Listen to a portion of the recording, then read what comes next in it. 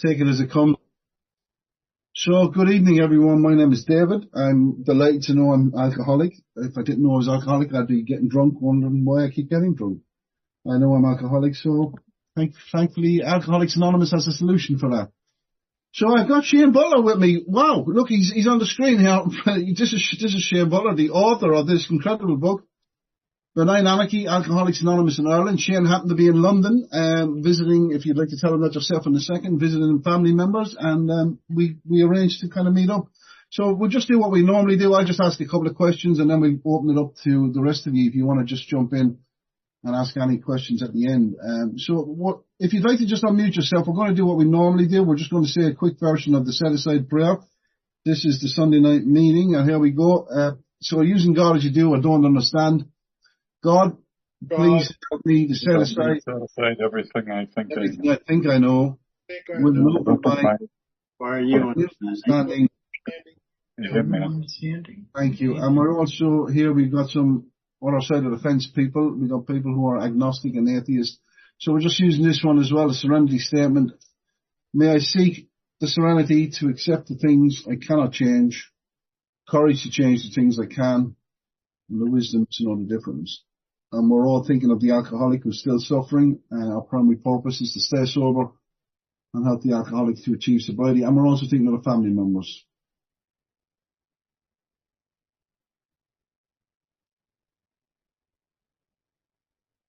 Thank you, everyone. So here we go. We titled this When Benign Anarchy Arrived in Ireland. I just want to read out a little section from Bill Wilson said before we go into this straight away. Benign Anarchy and Democracy, and this is from, as Bill sees it, page 50. Bill Wilson said, when we come into AA, we find a greater personal freedom than any other society knows. We cannot be compelled to do anything. In that sense, our society is a benign anarchy. He said the word anarchy has a bad meaning to most of us, but I think that the idealist who first advocated the concept felt that if only men, and women of course, were granted absolute liberty and were compelled to obey no one, they would then voluntarily associate themselves in the common interest. AA is an association of the benign sort he envisaged. So, when Benign Anarchy arrived in Ireland, Shane Butler, great to have you here. Could you give us a brief introduction as to why you're interested in Alcoholics Anonymous? I will indeed. So, hello everybody. I'm delighted to have this chance. The first thing to say is I'm not a member of Alcoholics Anonymous. I worked initially as a mental health social worker. I worked in services in Dublin. And then I got an academic job. So for 33 years, I was a full-time academic in Trinity College in Dublin. And my main teaching and research areas were in relation to alcohol and drug problems. So when I was working, I had a lot of contact with AA members. So, I had a good, reasonable familiarity with the fellowship. But my interest in doing the research sprang from the fact that when I read about AA generally, globally, focused on the way it started with the Oxford group, that it's a basis in the North American Protestant evangelical tradition.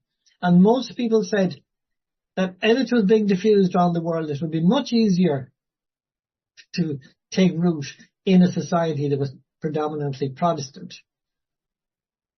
And in the 1940s, you could not find any society anywhere in the world, including Italy, that was more Catholic than the Republic of Ireland or the Irish Free State at the time. And yet, Ireland was the very first country in Europe to have an AA group. And that puzzled me. It seemed to fly in the face of everything we knew and took for granted. So I wanted to research that. And I knew that there was an archive of sorts in the Dublin General Service Office, but it hadn't been catalogued. It consisted of scraps of paper thrown around in cardboard boxes, really. They did afterwards. One of my students, I had a student, Tony Jordan, who did a master's on that. And I think the fact that he was interested made them decide we can do better. So they catalogued in Dublin, in the General Service Office, catalogued all the material, and they bought a fireproof safe, and it's there. But I also knew that there was a lot of Irish material in New York. And as an academic, I could get a grant to go there. And the archivist, Michelle Mirza in New York, was very helpful. I spent about a week, and they had a fascinating thing, a big amount of Irish material, and I was the first person ever to read it. Mm-hmm. So I found that interesting, and then I came back and I was allowed access to the Irish material, and I knew stuff generally. So I wanted to write a more detailed account of AA in Ireland. And I started, I suppose, like most people, with my interest being in the 12 steps, the suggested program of recovery. And as I got into it, I realized that if I didn't actually look at the traditions, I was going to be hopelessly confused. And the traditions were what fascinated me, really, that the traditions helped AA to survive. And again, the traditions flew in the face of everything that was Ireland in the 1940s. The Catholic Church was very dominant. We were 40 years into self-government in the 26 counties. And the political leaders allowed the church to have a very, very big role. That kind of division between church and state was badly blurred. And it was a very hierarchical Irish church. And in particular, there was an archbishop in Dublin, Archbishop McQuaid, who had been appointed archbishop in 1940. He stayed there until 1972. And he was the most rabidly conservative, controlling, narrow-minded person you could come across. And AA still managed to get started in his city. And he did think of Dublin as his city. He was violently anti-Protestant. I can give you some examples of that. The university I worked in, Trinity College in Dublin, is the oldest of the Irish universities. But it was started by Queen Elizabeth I, and it was a Protestant university. Now, by the 1940s, 50s, 60s, it was an Irish university. But the Catholic bishops had put a ban on Catholics attending the university. Give you an example. I finished secondary school in 1968. One of my classmates decided he wanted to study business. He applied to Trinity College. He was accepted. His mother then wrote to the Archbishop to see if they had permission for him to study business at Trinity. The word came back, absolutely not. Cool. So he went to another university, and I used to tease him. I'd say, we could be teaching you Protestant accountancy, that wouldn't do. So he had to do that. Another thing, in the 1940s, the first president of the Republic of Ireland died. He was a Protestant. And the cabinet, the political leaders, asked for permission to attend the church service. And they were refused. So they hung around the door of the Protestant cathedral, Christ Church in Dublin, rather than go in, because Archbishop McQuaid had said they were going to. So how did they get around McQuaid? That's what I'll tell you now. That's what fascinated me. Okay, so the banana anarchy thing then, it was the fact that there was no leadership. McQuaid also liked clarity. He would like to know, I'm going to go into AA now. You're going to tell me who's in charge here. And that was the way he operated. He would like to know who's in charge. He would probably sort out who's in charge. But to discover that nobody's in charge. The New York Foundation for Alcoholics Anonymous did not operate like the Vatican in Rome, and all this would have been extremely puzzling, I'm afraid. I went back and looked at the steps, and the steps are, in theological terms, anathema. God as we understand him. This kind of thing, a higher power. McQuaid would like you to deal with God as McQuaid understood him. So all of those things anyway kind of came together, and then I got stuck in, and I did the research, and I found it very interesting, very, quite fascinating. So who was the first contact then? Who contacted McQuaid? And was no one ever contacted McQuaid directly or openly, but I'll tell you, maybe the best thing to tell you how it got started. Mm-hmm. Okay, it started in the United States in 1935, and it was evolving there. And of course, 1939 to 1945, World War II, wasn't a good time for innovation development. So in the immediate aftermath of the war, around that time, there was some interest in Ireland. a Capuchin priest. The Capuchins were a religious order who used to work with people with drink problems. In the 19th century, there was this famous Father Matthew, the apostle of temperance, who started a temperance movement. But Father Sennen wrote to, I think, to Bobby Berger in 1944, saying, "We've heard of Alcoholics Anonymous. We're wondering, are you thinking of starting a branch in Ireland?" Whoa. So I think that Father Sennen and Irish people, insofar as they knew anything, they would have seen that AA was like a big multinational, McDonald's or Ford Motor Cars or Apple or whatever, and that AA would plan, we're going to target Ireland next year. He got a reply saying, "No, we have lots of Irish AA members here in New York and in the United States, but so far we don't think anyone has started a group in Ireland. But we hope it's going to happen soon." In 1946, an Irish priest called Father Dunlea, who was working in Australia, was back in Ireland, and he gave an interview in the Evening Mail, one of the papers in Dublin. He talked about the work he was doing in Australia, mainly work with youth. But he also said, now you should also be interested, there is a new movement that has come into Australia from the United States, and it's called Alcoholics Anonymous. Oh. So he had at least had it got into the media. And then the real beginning happened in 1946, when a man called Conor Flanagan, who was from County Roscommon in the west of Ireland, he had moved to the United States. He became an alcoholic. I think he ran a bar. He was in Philadelphia. He joined the AA in the United States in the early 40s, and he came back on holiday to Ireland in 1946, he and his wife. And he had it at the back of his mind that while he was home on holidays, he might start a group in Ireland. So he brought some AA literature with him. Conor he thought about this. He'd spent some time in Derry, where his wife came from. Came down to Dublin. He thought the best place to start is Dublin. It's the capital city. It's the biggest centre of population. And wondered how he would make contact with alcoholics. So what he decided to do was to go to the biggest of the big mental hospitals, the big public mental hospitals. It was called Grange Gorman. And it was a bit like one of the old lunatic asylums started in here in Britain, or indeed public mental hospitals in the United States. And it was a vast place, and it was one of those awful, what used to be known in a derogatory way as a loony bin, full of maybe between 1,500 and 2,000 patients. Huge place. People were institutionalized. The only thing was that people who were admitted with drink problems generally were discharged quite quickly. They were detoxified, they dried out, and they left. Now, just to give you the background, in Ireland in the 1940s was not a very big drinking society. Contrary to the stereotype that the Irish are big drinkers, and in the United States that was true. Irish people seem to develop alcohol problems very readily in the United States.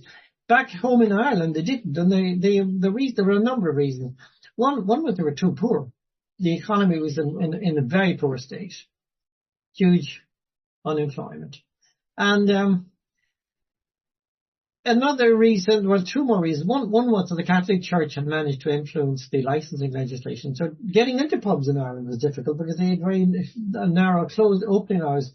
Outside the big cities and towns, you couldn't say there was people at 6-day licenses and no drinking on the Sabbath day on a Sunday. And there was also a very strong Catholic temperance group, the Pioneer Total Abstinence Association, which started about 1898. And it had proved to be really popular. Initially, they thought that only women would join the Pioneers. It was a Catholic movement. It had this prayer to the Sacred Heart, and people who wore a little badge. But it proved to be more successful than they anticipated. And in the mid-1940s, you could say that up to a quarter of the adult population was actually a pioneer. So there was a huge temperance movement. So it wasn't particularly bad. But I mean, of course, you'd be foolish to think it's going to stay like that, and it didn't stay like that. But when Conor got there, there were still people going into psychiatric hospitals of the dried out in Ireland. He went to St. Brendan to Grange Gorman, and he took his literature, and he met the guy who was called the resident medical superintendent, the psychiatrist in charge, a man called Dr. John Dunn. Conor said he was very nervous about this. Conor had gone through secondary school, through high school, but he was dealing with this psychiatrist who had been trained as a medical doctor and then specialized in psychiatry. And the idea that, to use some of the language that AA people use, one drunk can help another, that was very radical. There was no tradition of mutual help. The belief always was, you're going to need a professional to sort you out. So he was nervous. He got a very good reception from John Dunn, who said, I don't know anything about this. Leave me the literature and come back and talk to you next week. So he did. He left his AA literature with John Dunn. He came back a week later. And he was thrown out on his ear. Oh, really? Take your books, take this stuff and get out of my sight. And John Dunn would have no truck with them. And Conor, with a sense of humour, said, he noted that when he was this, he said to him, there was a very strong smell of Powers whiskey coming from the psychiatrist. And if Conor hadn't been in AA himself, he said he would probably have assaulted him. Wow. But he left with his tail between his legs. So that was a big public hospital. So the psychiatrist was dismissive of Alcoholics Anonymous? Absolutely. He would have no truck with him. Right. Chucked him out. He didn't give any reason. He didn't have to. He was monarch of all he surveyed in that institution.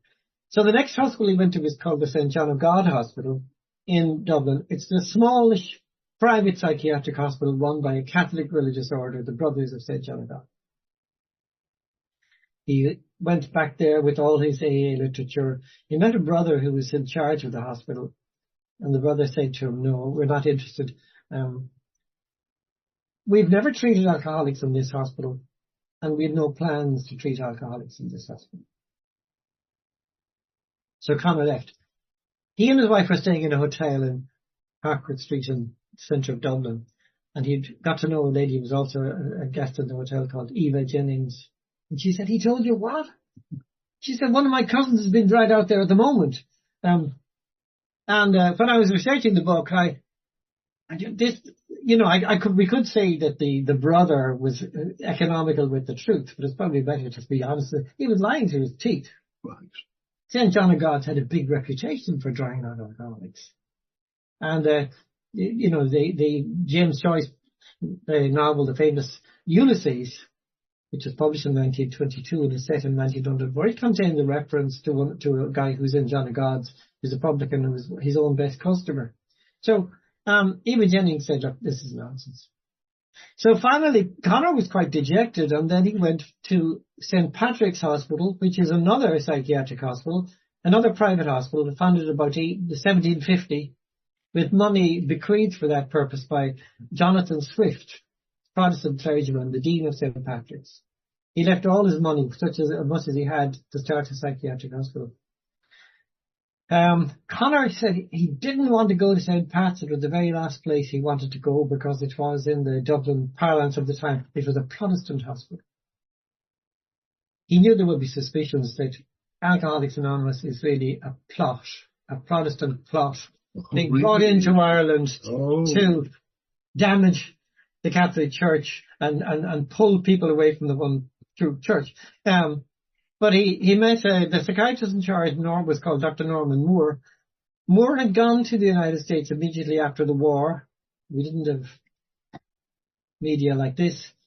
Wanted to find out what developments had taken place in psychiatry during the war years, between 1939 and 1945. He came home and he said, the only thing of interest I heard was that there's this thing called Alcoholics Anonymous that has started. There are no major developments, no big breakthroughs in psychiatry, but this Alcoholics Anonymous thing is really interesting and worth looking at. Seems to be helpful.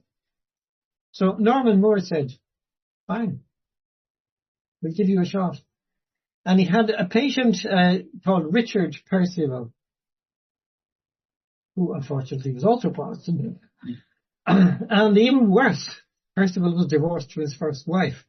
And at a time when divorce was, it was banned constitutionally in Ireland at the time, this would have made him even more suspicious.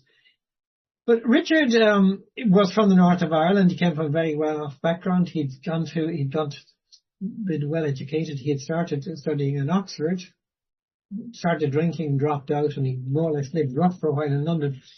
And he appears to have come down to Dublin and signed himself into St. Patrick's Hospital because the law was coming after him. He was bouncing checks all over the place.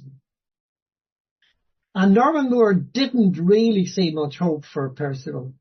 But Percival went out with Conor, and towards the end of November 1946, the two of them met, probably in the hotel where Conor was staying. So that was the first AA meeting in Ireland, first AA meeting in Europe, in fact.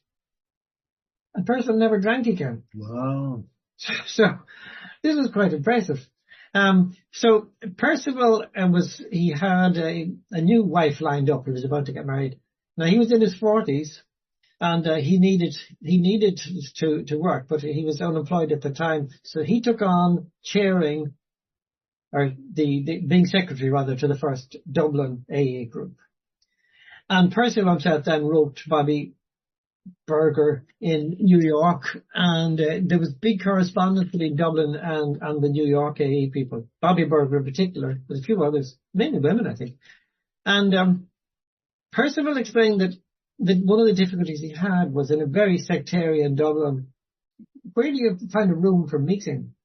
Because most of the rooms available are going to be church. The Catholic AA fellows wouldn't want to go to a Protestant hall. The Protestant AA guys wouldn't want to go to the Catholic hall. So they looked around. Most organizations had some kind of sectarian base, but the ICA, the Irish Country Women's Association, which is in England, it's like the Women's Institute, they had a shop on Stephen's Green in the centre of Dublin called the Country Shop, where they sold Irish produce and things. And they had a room that they let out, and the ICA had no religious affiliation of any kind. So they started renting a room in the Country Shop. And at the end of 1946, and they stayed in that until for the next 30 odd years. Now, what happened then was Conor was going back to the States. And this was when people travelled by boat. You didn't hop on a plane and get back to the States in 5 or 6 hours.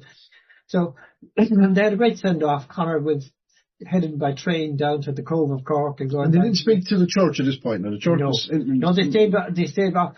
And Percival was looking for advice from New York. And in New York, they were saying, well, I'm sure you'll figure it out yourself. Right. The church, none of the Catholic authorities in the United States had given their blessing to AA, but neither had they attacked it. Conor went back, and Richard Percival continued to be the secretary to the group, but he needed to go and get a job. They weren't sure what would happen. And then in April of 1947, a guy arrived at a meeting in the Country Shop. And he is a guy who was very well known. His name was Sackville. First name was Sackville. The second name, a double bar name, O'Connor Mallins. And if anyone, in the second edition of the big book, there is a chapter called The Career Officer.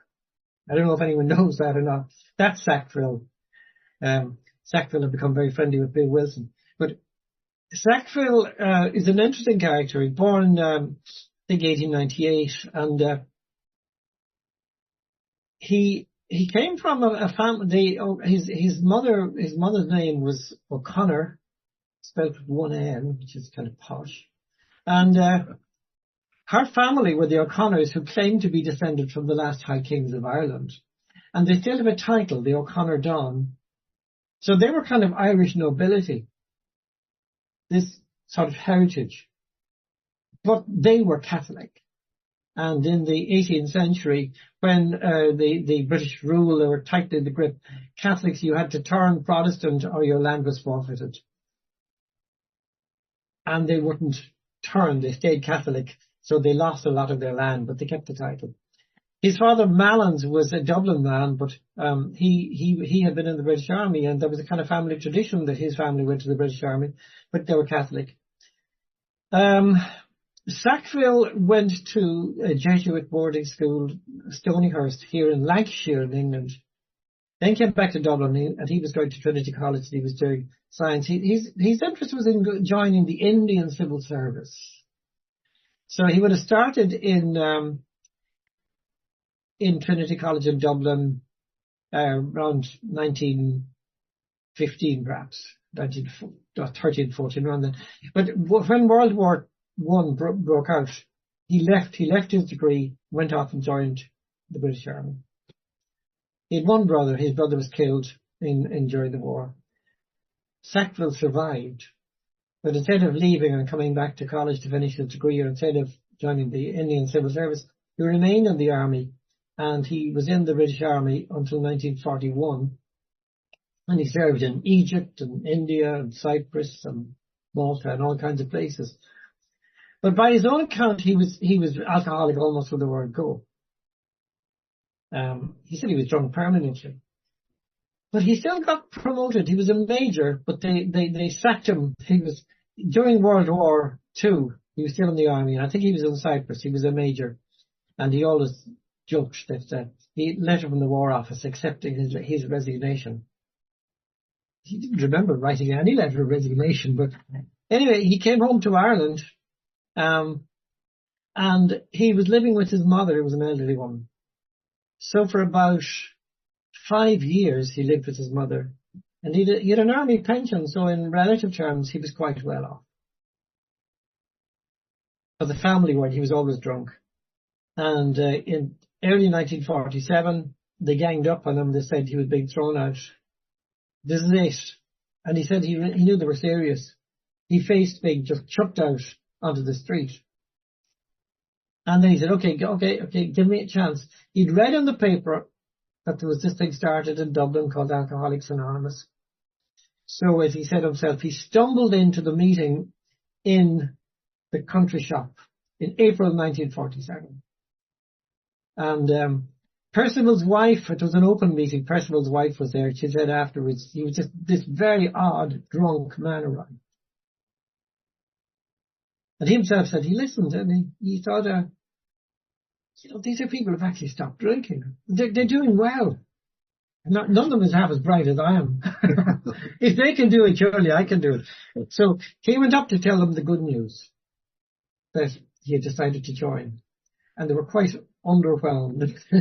They didn't react at all, possibly. And Percival's wife Ruth said, we presumed we'd never see him again. They did. He came back. He after that night, he never drank.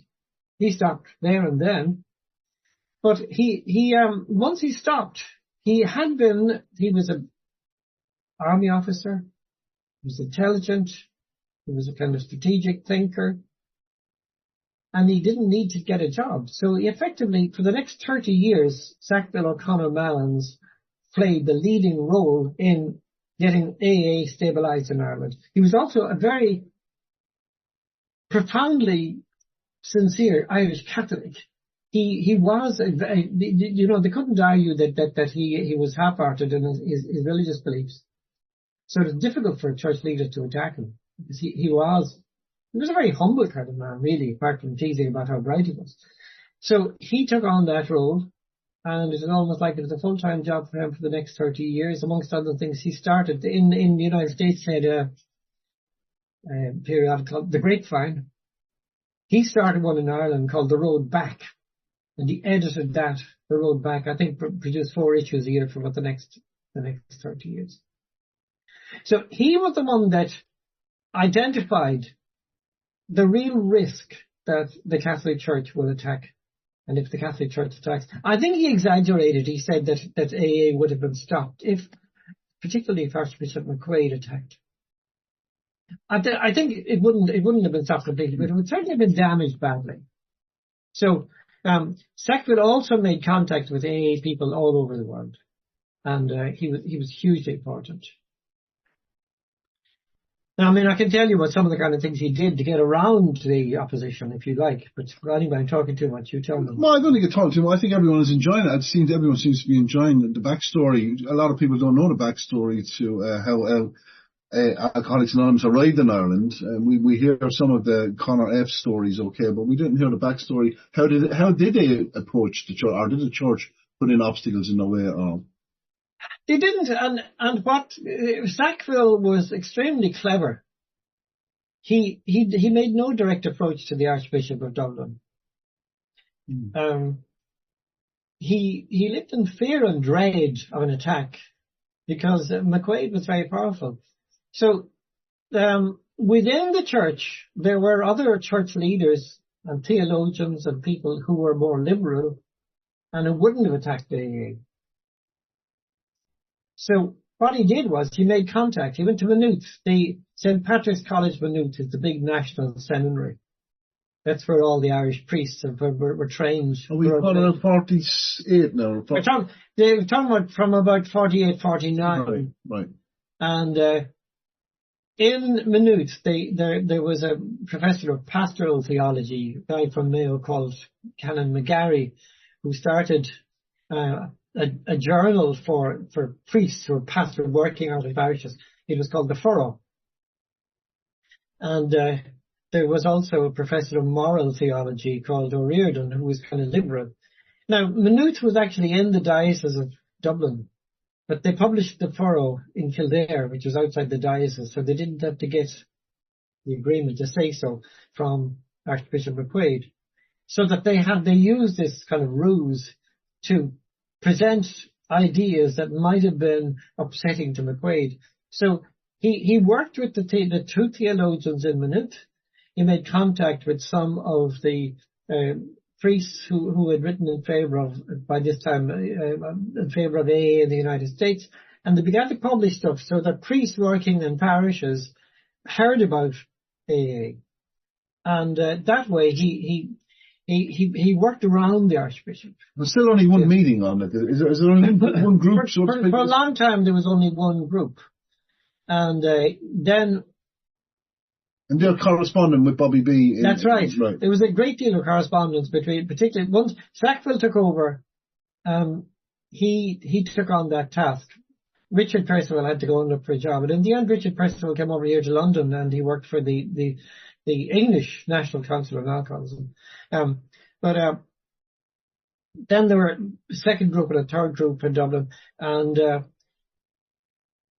Sackville also used his influence with they were accepted back. Even John Dunn, the guy who had thrown out Conor Flanagan, took back, allowed AA and quite soon. I can talk about that in a minute. But there were patients coming from around the country coming in to get detoxified in Dublin. And Sackville used that to get these guys to go back home and start there. Sackville also had a motorbike, which was important. At a time when there were very few cars and no one had transport, and Sackville was prepared to travel all over the country. Wow. If there was anyone prepared to meet him in the back of Ballydehob, wherever, he would go. And he wrote all the time, and so he played a major role. Now I can tell you about the hospital scene also. What they did, the early members of the first group, was they started to visit hospitals, make contact with people who were being detoxified, hold hospital, set up a group meeting in the hospital, and then encourage people, particularly going back to rural Ireland. When you go back, you probably know some other people for whom AA might be helpful, and they support them to get their own groups going. So they did that in the private hospitals, particularly in St. Patrick's and in St. John of God's. That's how it came about. And Sackville, when I read, well, from my point of view, the most important thing was that Sackville got a typewriter because his handwriting was appalling.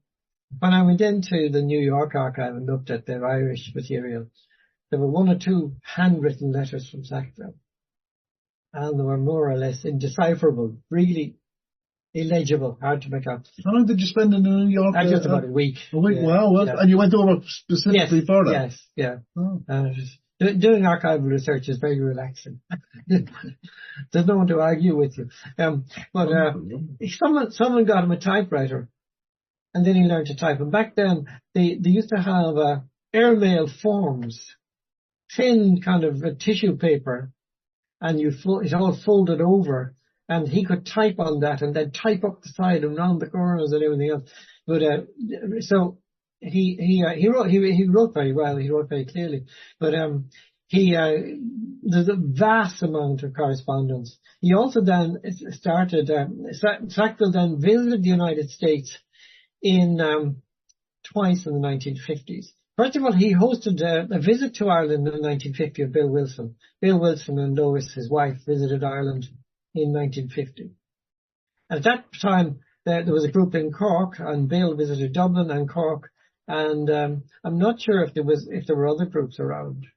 I think that's Conor Flanagan there. Yeah, that picture on the right photograph. But he was very friendly with Bill Wilson, and he did his piece, The Career Officer, for the second edition of the Big Book. But he was also not prepared to do everything Bill Wilson suggested. When Bill Wilson visited Ireland, Sackville had helped to establish AA here in the United Kingdom. He's particularly involved in the United Kingdom. Yes. Yes. Okay. Here in London and in Scotland, he was a man called, I think, Sir Philip Dundas, their name like that in Scotland, and Sackville was very helpful and supportive of getting AA started here on the British so-called mainland. And when Bill Wilson was over, Bill Wilson said Ireland was doing very well. The reason Ireland was doing well was because they had a full-time organizer, unpaid, in the shape of Sackville. But there was no one like that in England, and Bill Wilson said, look, why don't we create a British Isles single foundation, and we can base it in London with its bigger population, and this was things like for sale of the Big Book and sale of AA literature. Yeah. And Sackville said no. He declined Bill Wilson? Absolutely. Wow. He would not. Well, Bill Wilson wrote to Percival and said, can you do anything? And Percival wrote back to Bill and said, you know what Sackville is like. And Bill Wilson, in keeping with the tradition, said, no, we can't impose. So that never happened. Sackville, I think, was probably not good at understanding that other areas didn't have anyone like him who could work full time and who had a salary. There was some family money, but he had a good pension, and that you needed to create an office and perhaps employ some people who paid him. Then the other thing I would say about Sackville was that while he tuned in obviously very clearly to the steps, he was slower to fully get the sense of what was involved in the traditions, and that tradition about not getting involved in outside matters, having just one single purpose to help. In about 1954, there was a little bit of an argument between Sackville and the women, Bobby Berger and some other ladies that worked in the foundation in New York.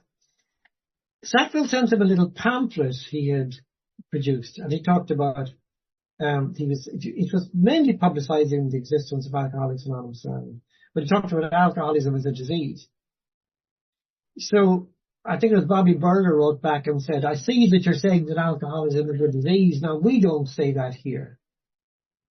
The doctors still are arguing the toss about this, and the tradition that you don't get involved in controversy and so on. And he didn't understand that, and he argued the toss, and then when we got into the 1960s, I said that Ireland in the 1940s was it was a relatively harmless drinking scene, but that was changing. The economy began to improve a bit in the 1960s. Irish people had more money, The Pioneer Total Abstinence Association went into decline. The religious temperance thing was dying down. And I didn't say one of the very clear changes that occurred was that from the 1960s onwards, Irish women began to drink. Prior to that, they didn't. Very little.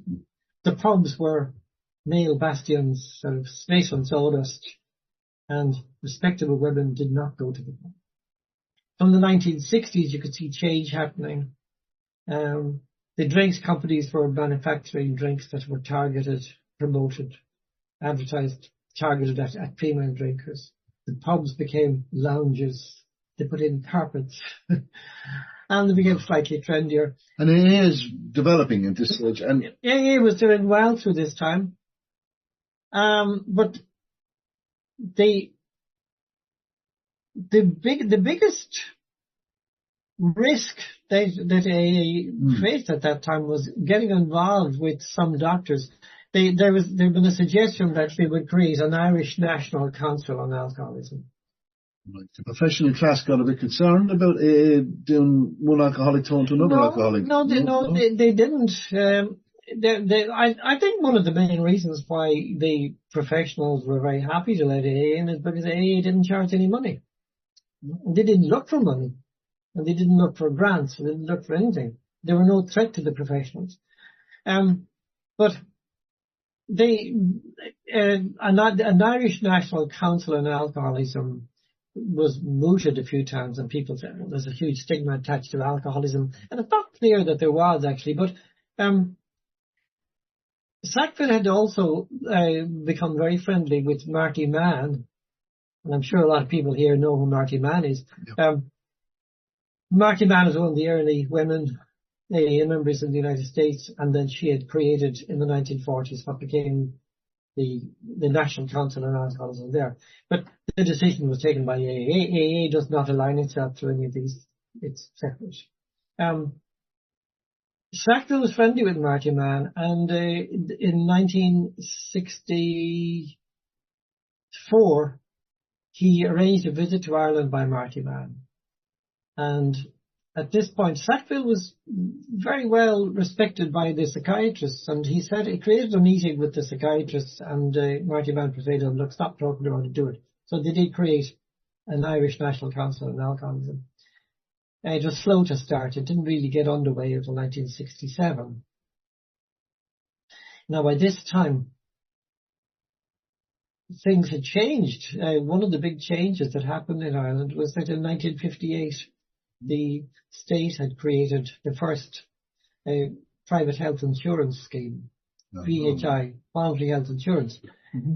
So the private hospitals had really expanded their alcoholism treatment.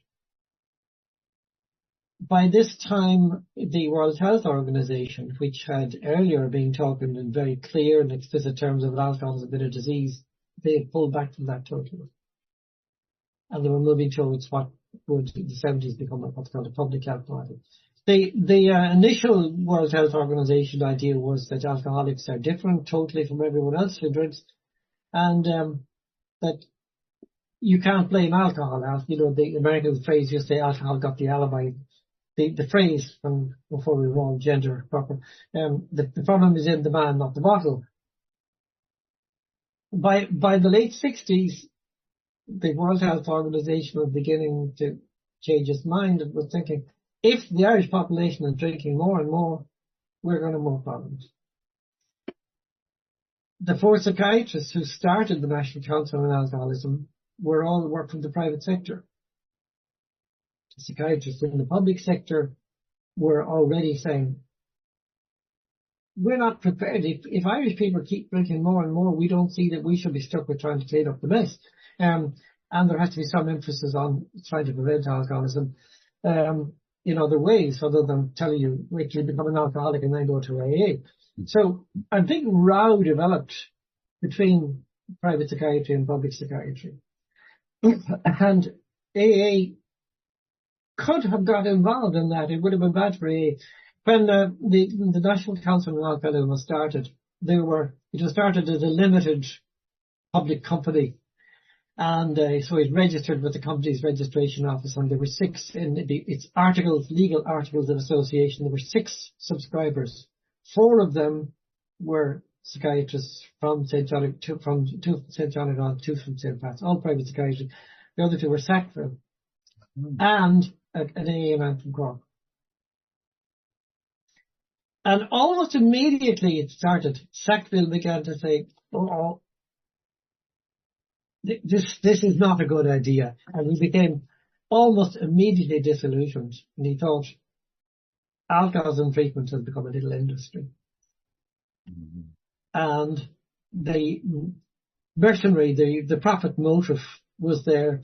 And he thought, this is not in keeping with the AA's traditions. And himself and the other guy just quietly left. So that afterwards they were in very strict adherence to its traditions. There was no formal connection between AA and the Council of Non-Council.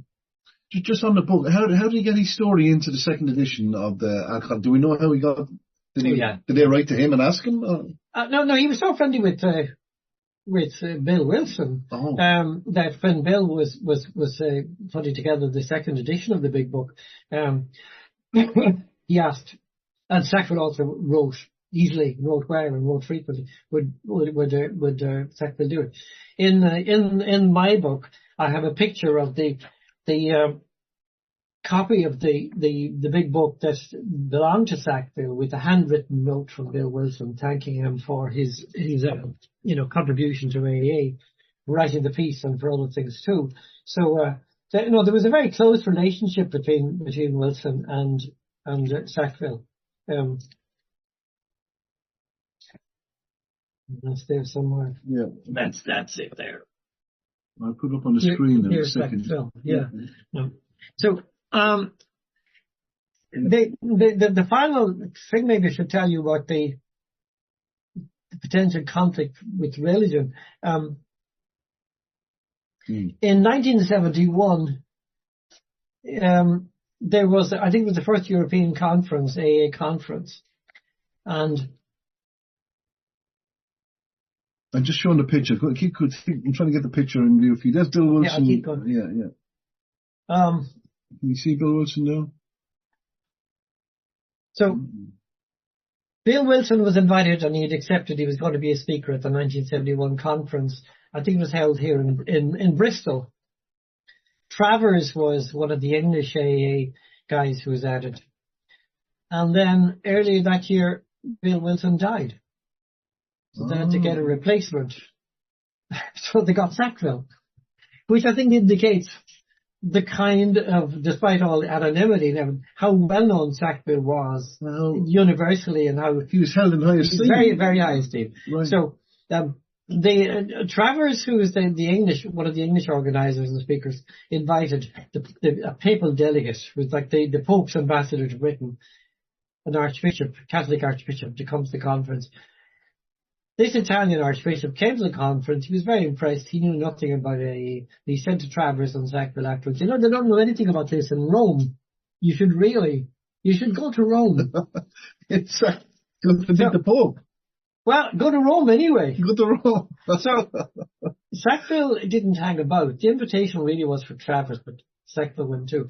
And Sackville, the papal delegate said, I think that you need to clear this with your own church authorities back in Ireland. Sackville was not going to ask McQuaid for permission to go to Rome. So Sackville went anyway. And he was assisted by the rector, the head of the English College in Rome, Cormac Murphy O'Connor, who afterwards came back to England and he was Archbishop and Cardinal here in London. So through the good offices of Cormac Murphy O'Connor, they arranged an audience with the Pope. So there is a picture of Pope Paul VI at the beginning of 1972 with Sackville and Travers. That's 1950. That's a picture of Lois, Bill Wilson. Yeah. You can speak to that. Let me just I'm going to put this on the screen for people if they want to. This is the picture that we were talking about. So this is when is this from? 1950, Bill Wilson's visit to Ireland. Bill and his wife with Sackville as the guy in the middle. Brilliant. So anyway, Sackville got to meet the Pope at the beginning of 1972, and that finally calmed him down. He knew that the Pope had given his blessing to Alcoholics Anonymous, and that he had nothing to fear. In any event, Irish Catholicism was changing. McQuaid was retiring, and McQuaid had become a little bit of an embarrassment to the other bishops who were not quite as biased or prejudiced as he was. They lifted the ban on Trinity College. You could go to Trinity College and study accountancy or whatever you wanted without Sean Malaska, the change of Irish landscape. No, Lemass was gone at that stage. Lemass is gone. The change probably was within the church itself, the Second Vatican Council, which was a more liberal kind of thing, and emphasised that Catholics and Protestants have a huge common legacy, a Christian legacy, so they were far more in common than by way of difference. And there was a kind of liberalisation creeping in. So Sackville anyway could relax at that point. He continued to work until the late 70s. He edited The Road Back. He organised. At that stage, AA was firmly established in Ireland. We had established a general service office, and eventually Sackville moved to live with a nephew. And he died when he was about 81 or 82. I got to interview his nephew when I was doing the book. So just finishing up, we had some people come in and ask some questions. I think we have some people from Donegal and Ireland there, Dublin as well. So maybe we get some point of view on it. So why benign anarchy then? Alcoholics Anonymous in Ireland. Why do you call it benign anarchy? No, I call it benign anarchy just because the phrase at one point, I actually thought this is a phrase I must have made up myself, and then I realised no, this is Bill Wilson. I went back and found where I come across it. That it flourished. That anarchy normally, as Bill said, is something that you regard as bad, chaotic. You need order, and there is in sociology and studies of history this thing called the iron law of oligarchy. That any organisation that is founded, no matter how democratic it tries to be, almost inevitably it will end up being an oligarchy. You're going to have a few people in charge. And AA is a leaderless fellowship, and it still survived, and it is benign. And discovering that this was the unusual feature, and it was, I suppose, me saying the traditions are so important. If you get a small rural town in Ireland where you have an AA group, and you have 20 people, and they disagree about something, and they can't appeal to the higher authority for someone to tell them what to do, and group conscience takes over, and if they want, 10 of them can peel off and start their own group. So that in this absolutely bizarre way, that disagreement can almost strengthen the fellowship and gives more options for people who want to attend local groups. So that's why I called it that. Because, and again, like I said at the beginning, it's just that it was so totally different from what we thought of, particularly from a church point of view. You must have clarity. You must have leadership. You must have structure. And insofar as AA has structure, it is an inverted pyramid. That the local group is what counts. Yeah. And that impressed me a lot. Yeah. So I think that was fantastic. Thank you very much. Please unmute yourself. I'm going to say let's hear for Shane Butler, the author, of course, of Benign Anarchy, Alcoholics Anonymous in Ireland. Fantastic. Thank you. So interesting. Absolutely fascinating. Thank you. Thank you. I could listen to you all day. Oh, thank you. I tell my wife that. Yeah, beautiful voice. Beautiful. Tremendous. Brilliant. And a lot of work. I love the caption of the snake in the bottle. That's one of a painting from the Trinity College collection. When I was looking for a cover, I came across that. It's medical. There you go. Fantastic. So if you've got a question or a comment or anything you'd like to, just raise your hand, of course, your virtual one, and we'll get back to Shane. We have you for another 10 minutes, have we, Shane, or so? Whatever you want. Yeah. Thank you. So, there you go. So, Declan, thank you, Mike. I see you in Waterloo. We'll come to you 1 second, but Declan is in just before you. So, Declan, and then we go to Mike in Waterloo. Shane, how are you? Declan, I'm an alcoholic. Thanks very much. That was really tremendous. Where are you coming in from, Declan? I'm coming in from Ireland. Good, what part of that now? I'm in the Midlands. I'm down in Tullamore. Thank you, Declan. There's a couple of things. I never knew the tie-up with the O'Connor. Yeah. And the O'Connor Dons. Yes. Because I knew the last O'Connor, and this is apropos of nothing really, but just, you may be aware that the last O'Connor Don, the last O'Connor was a fellow called Charlie O'Connor, who was a Jesuit priest. Yeah. And when he died, the estate went to him, but he had no children because he was a priest, although that's not a prerequisite for having children in Ireland. But right. the estate went to his nephew, his sister's eldest child. Yeah. And it nearly destroyed the family because of inheritance taxes. Because it wasn't going directly down the line. And that poor lad is still wandering around with this millstone around his neck. Yeah. But it was very interesting. I actually worked in Grangegorman, as you call it, back in the day. And the perception of that time, I remember going to a lecture as a student.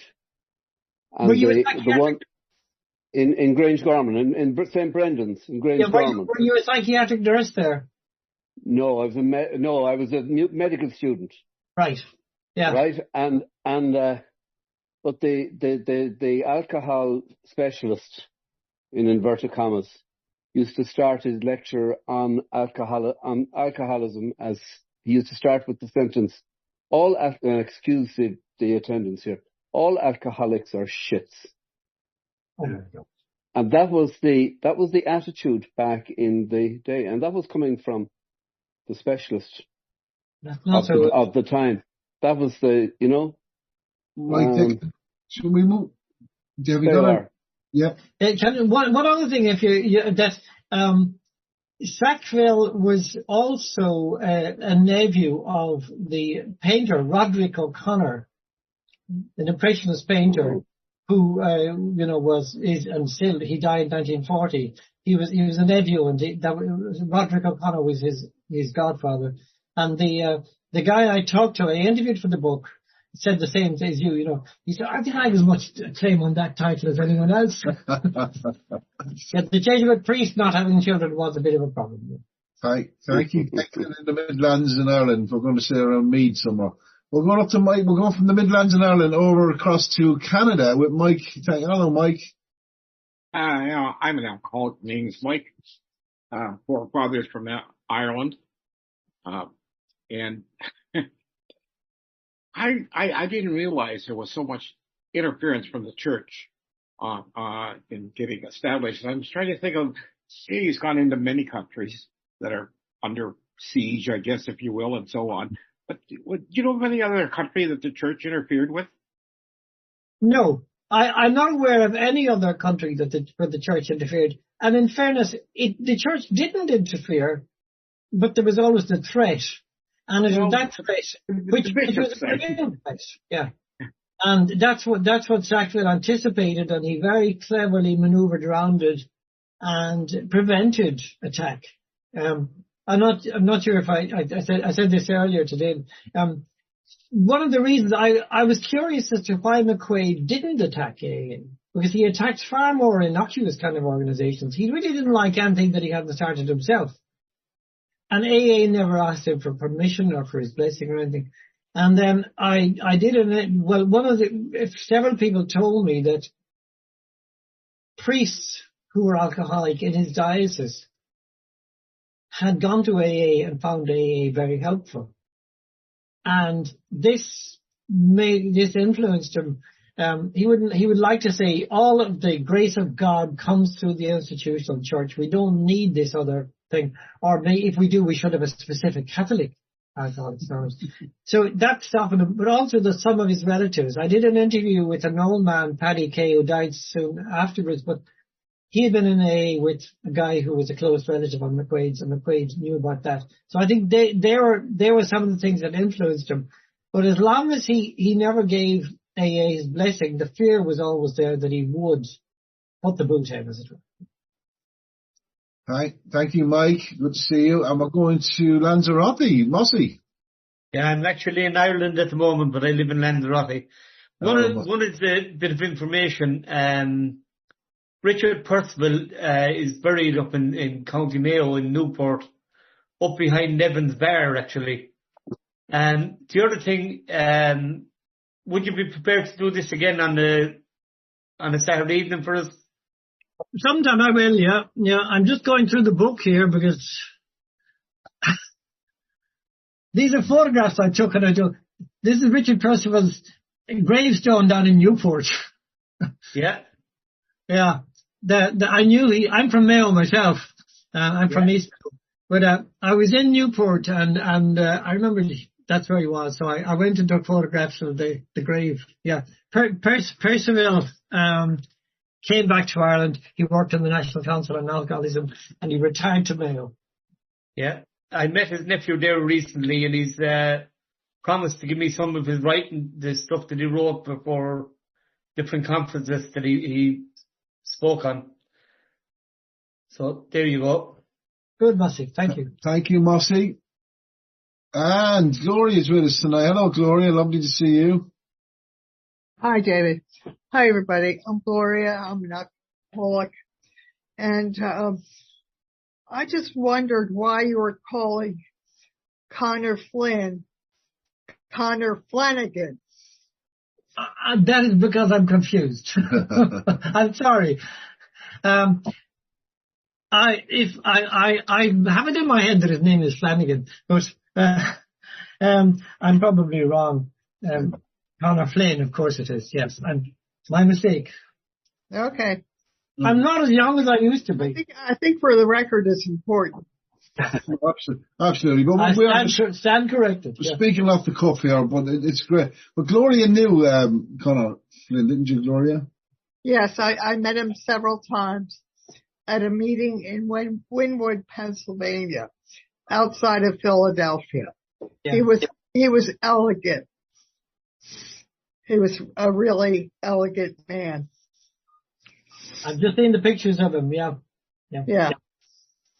Thank you, Gloria.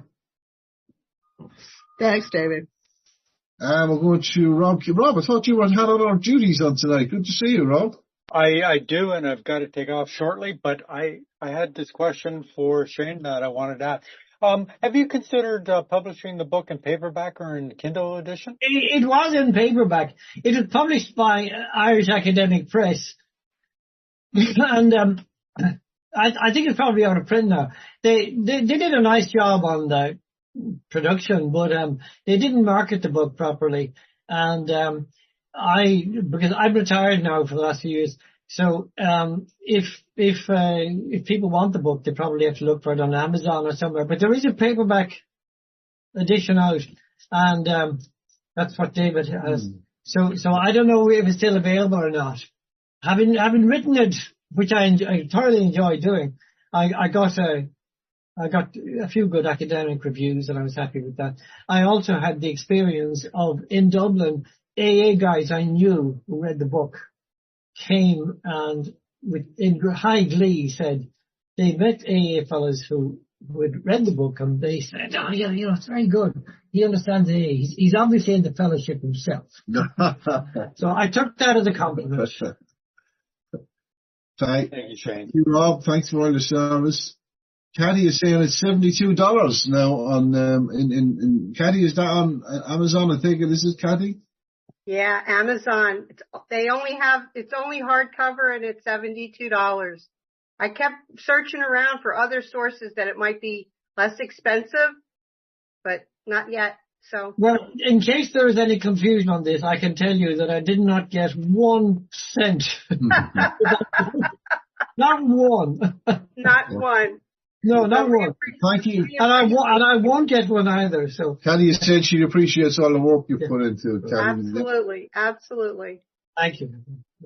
Thanks, Kathy. And now Eamon's here. I think Eamon New Sackville. Isn't that right, Eamon? Yes, indeed. Thank you, Shane, for writing this book. It brought back so many memories to me.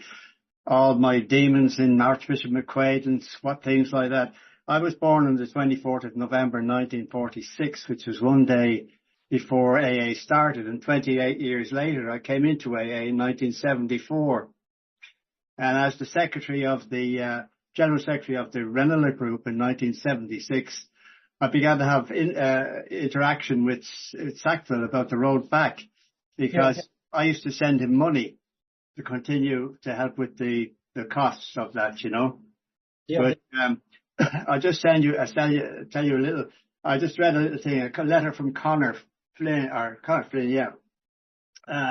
it's just a one-liner, and I think you'll like it. It says, okay, on receipt of my first letter from Sackville, that AA was still in existence. On receipt of my first letter from him, I said that this man was not retired from the British Army because of his drinking, but because of his handwriting. I'd agree with that, yeah. And thank you so much again. Thank you. Thank you, Eamon. And I think we've come to the end of the session. Now, Shane, what's normal at this point is we ask our guest to close the meeting in a way of their choosing. Now that can be, you can sing a song, you can do a poem, or you can do a prayer of some sort, or whatever. You just like to say goodbye. Thank you very much.